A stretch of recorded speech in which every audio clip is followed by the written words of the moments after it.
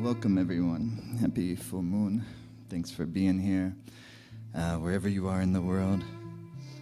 It's a great pleasure to be here with you, and I think we're going to have a good time. Today, we're here in our home studio in Northern California, Life Force Academy, and today's Radiant Body Workout. What is a Radiant Body Workout?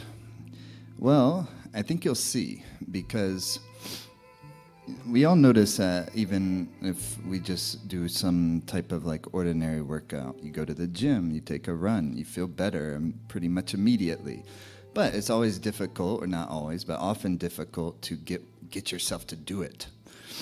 What's really wonderful about the yogic systems is that they have this great understanding of not just the physical body and the physical organs and the physical tissue layers, but also your subtle energy, which is your chi, your life force, and your electromagnetism.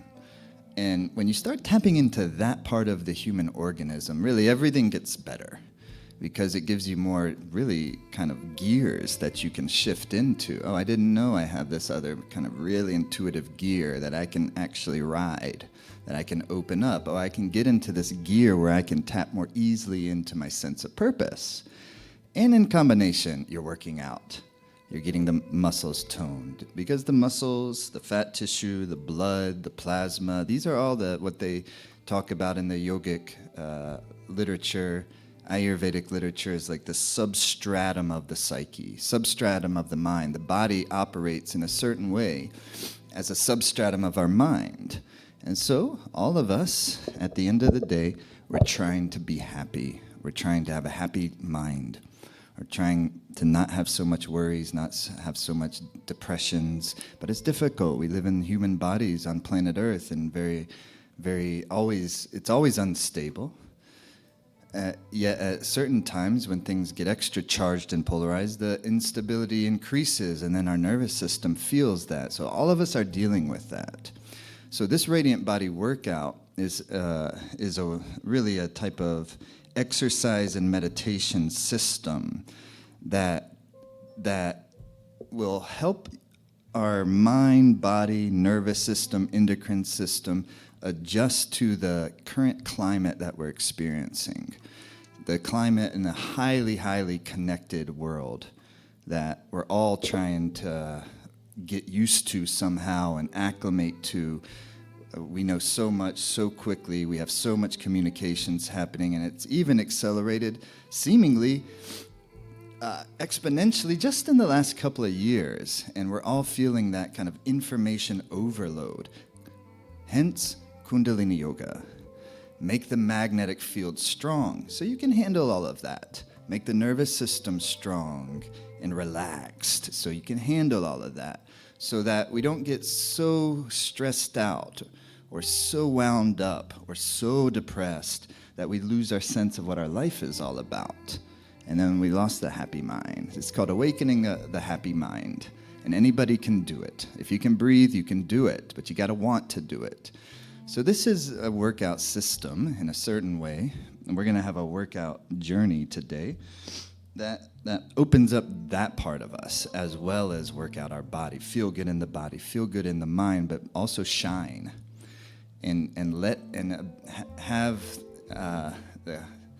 try to evoke the courage to shine even more. It's not pretentious. It's not superficial. It's not egocentric to shine. To shine is to let more of your authenticity come forth. Well, that's the exploration of who we are.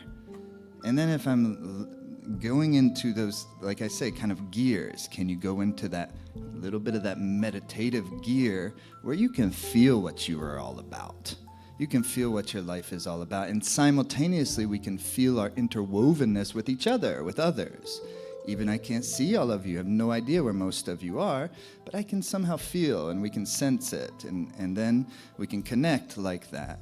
But even more importantly, when I can go into that gear of great sensitivity.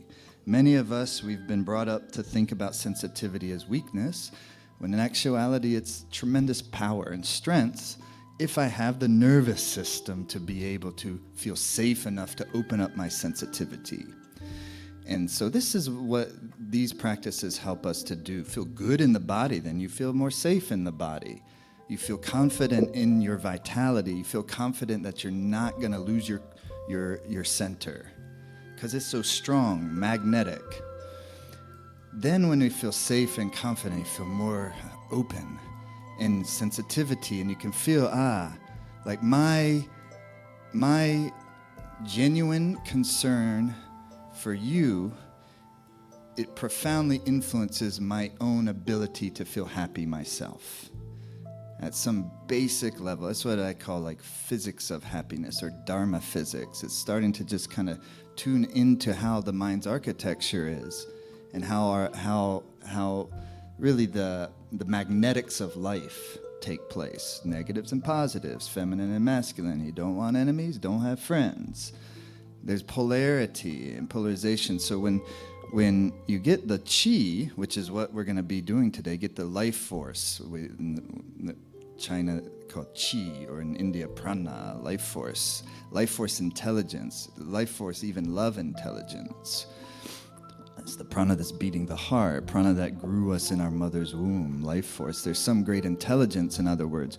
Do you know how to grow a baby in a mother's womb? There's some other intelligence that is doing all of this. Not Elon Musk could do that, you know? Nobody can do that. Come on, there's something so magnificent that's way beyond AI. AI is going to totally change our entire physical reality. It doesn't have to change our inner reality, though. That's what we must take care of. And when we take care of an inner reality and take care of our heart and maintain and staying, number one, connected to self-confidence, which comes from sense of purpose, that's something we must take care of. That's what Life Force Academy was born, to take care of that. Take care of sense of purpose. Because when you have sense of purpose, you can always find happiness. So confidence in sense of self, sense of what you're all about, even just little bits. It's not some, I discovered my purpose and then I found it back in 2022 or whatever. No, it's constantly blossoming. It never gets boring. It's always, my understanding of it now is completely limited compared to what it'll be somewhere down the road. I'm sure of it because that's been my experience every step of the way. So it keeps opening. It's not a happiness that's like a plateau. It's not a sense of purpose that it's a plateau. It's something that continues to open and bloom. So that's what this is all about. So when you stay connected, one, self-confidence comes from sense of purpose, and two, sensitivity of interconnection, of the interwoven nature of things. In other words, interdependence, what the Buddhists call it. Meaning, what I put into life is what is coming back to me, period. But not just on our outer activities, but from in the privacy of our own heart and mind. That begins the great work of yoga, because I want my heart and mind to feel love to my surroundings and my reality. And a lot of the time it does, but some of the time it does not. And so when it doesn't, I'm feeling more suffering. And when I'm feeling suffering, then I can, if I just pay attention to it and notice it, I can feel compassion for myself, compassion for my own body, compassion for my own mind, back to love. Okay? So when the suffering and pain and difficulty is there, compassion. That is a muscle one must develop, though, because often when we're having pain and suffering, we're not feeling compassion, we're feeling guilt. We're feeling like our life sucks and that that we're not worth anything. We feel lousy about ourselves. No problem. When you feel lousy about yourself, step numero uno, feel lousy. Notice you're feeling lousy and allow the compassion to come forth, the love to, if you just, this compassion takes you into reality. Because if you just are just being real, you're feeling how you actually feel, and it may make you cry, you know? Often it will, when you're touching into the deep stuff. When you're crying, what is that called? That's called love. So you're back to love. So then, you won't get stuck in the mud, you won't get stuck in the funk. Because out of compassion also comes wisdom. And wisdom will give you the clarity to live your life through, sense of purpose. It'll open us up. When we feel compassion for our own predicament and we have sensitivity to others naturally, because you really can't truly go full compassion for yourself unless you're also opening up your sensitivity. You have to feel deeper and deeper. It gets less of a roller coaster ride. It gets more subtle, but it's still feeling worried.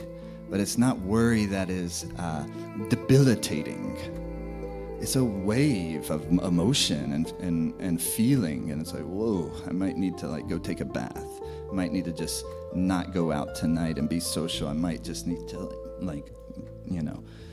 go into my room and make the vibe nice and like put on some music and just enjoy, So we have all sorts of ways that we take care of ourselves, and when we're sensitive, we'll more and more be able to sense what is that way I need to take care of myself. Then you also realize via sensitivity that maybe the most important way that we take care of ourselves is we commit to helping take care of others. That we care for one another as a way of being, because our own happiness is dependent on it. That's the idea. So radiant body workout is to do a workout with all of that in touch and open, and not just in mind, but using the body, using the breath to open that up. Also get the blood circulating. Get the blood and to flush out its toxins, to feed the tissues and the organs with good nutrition, to circulate your lymph. Where most of your immune system is in the lymphatic system. Yeah, feel good. Make the mind have a new clarity, but then also brighten the magnetic field using the chi. Your prana is the magnetism. That's the idea.